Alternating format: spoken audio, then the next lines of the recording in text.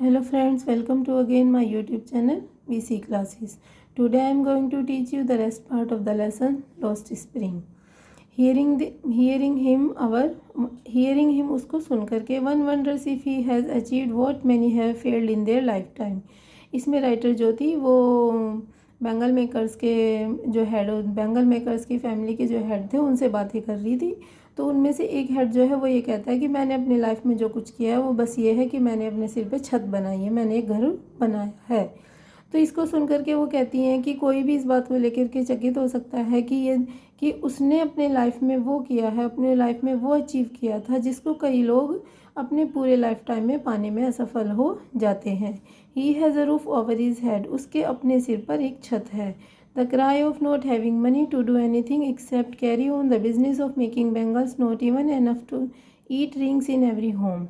It means the cry of not having money to do anything, यानी कि कुछ करने के लिए धन न होने का दुख। Except carry on, किसके अलावा कि उनके पास धन नहीं था कि वो कुछ और शुरू कर पाते, तो इसीलिए उन्हें मजबूरीवश क्या करना पड़ता है, carry on the business of making bangles. वो लगातार चूड़ी बनाने के काम को ही जारी रखते हैं। Not even enough to eat, और ना ही उनके पास खाने के लिए पर्याप्त है। Rings in every home, rings यानी कि गूंजती है किसकी आवाज़, धन ना होने की आवाज़, धन ना होने के दुख की आवाज़ हर घर में गूंजती है। The young mean echo the lament of their elders, जो यंग मैन जो है यानी कि जो युवा लोग हैं उनकी echo the lament of the elders, यानी कि जो उनके बड़े लोग हैं उनके दुख को बताते हैं। Little has moved with time, कुछ बच्चे तो जो है समय के साथ आगे बढ़ गए हैं। इट सीम्स, ऐसा लगता है, इन फिरोज़ाबाद में। Little has moved with time, it seems in Firozabad, ऐसा लगता है कि फिरोज़ाबाद में कुछ ही लोग इस समय के साथ आगे बढ़े हैं। ईयर्स ऑफ माइंड नमिंग यानी कि दिमाग को सुन कर देने वाला। टॉयल यानी में कार्य। Have killed all initiative and the ability to dream, it means कि सालों तक दिमाग को सुन कर देने वाले कार्य ने, दिमाग को सुन कर देना यानी कि दिमाग का यूज़ ना करना काम को करने में। तो जो इन बैंगल मेकर्स का जो काम है बैंगल बनाने का, उसमें माइंड की कोई ज़्यादा यूज़ नहीं होती। तो जिससे क्या होता है कि सालों से दिमाग को सुन कर देने वाले कार्य ने उनकी इनिशिएटिव यानी कि इमेजिनेशन पावर, जो उनकी कल्पना शक्ति है, और साथ ही साथ एबिलिटी टू ड्रीम, सपना देखने की जो योग्यता है, उन दोनों को ही मार दिया है, उन दोनों को ही ठप कर दिया है। Why not organize yourselves into a cooperative? I ask a group of young men who have fallen into the vicious circle of middlemen who trapped their fathers and forefathers. तो राइटर जो है उनसे बातें करती हुई उनमें से एक ग्रुप, जो यंग मीन का जो एक ग्रुप है उनमें से उनसे बातें करते हुए कहती है कि वो यंग मीन क्या हो चुका है, who have fallen into the voices यानी कि अनैतिक, सर्कल यानी गिरोह, अनैतिक गिरोह ऑफ मिडिल मैन यानी बिचौलियों का अनैतिक गिरोह, जिसमें कि यंग मैन का एक ग्रुप जो है फंस चुका है।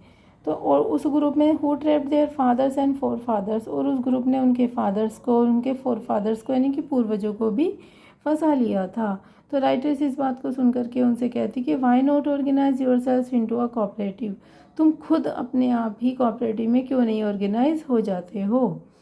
तो even if we get organise we are the ones who will be hold up by the police, beaten and dragged to jail for doing something illegal, they say. तो writer उनसे जब वो कहते हैं कि, तो उनको वे आंसर देते हुए कह रहे हैं कि यदि हम खुद से ऑर्गेनाइज हो जाएंगे, इकट्ठा हो जाएंगे, संगठित हो जाएंगे, तो क्या होगा, हम केवल एकमात्र होंगे जिनको पुलिस के द्वारा गिरफ्तार कर लिया जाएगा, पीटा जाएगा और उनको जेल के लिए घसीटा जाएगा। फॉर डूइंग समथिंग इलीगल, किसी बात के लिए, कुछ गैर कानूनी काम करने के लिए। वे कहते हैं there is no leader among them, हमारे बीच में कोई लीडर नहीं है। No one who could help them see things differently, और ना ही कोई हमारी मदद कर सकता है चीज़ों को डिफरेंट तरीके से देख सकने में। Their fathers are as tired as they are, उनके पिताजी भी उतना ही थक चुके हैं जितना कि वे। They talk endlessly in a spiral that moves from poverty to apathy to greed and to injustice. उनसे जब राइटर बात करती रहती हैं तो उनकी जो अंतहीन बात थी वो गरीबी से शुरू होती है और सीधे सीधे गरीबी से चलते चलते वो उदासीनता तक आ जाती है, उदासीनता से लालच पे आ जाती है और लालच से वो अन्याय की ओर चली जाती है। So friends, I hope you like this video and you understand the meaning of this paragraph very clearly. If you have any problem, you can comment on my comment box and Don't forget to subscribe my channel. Thank you very much.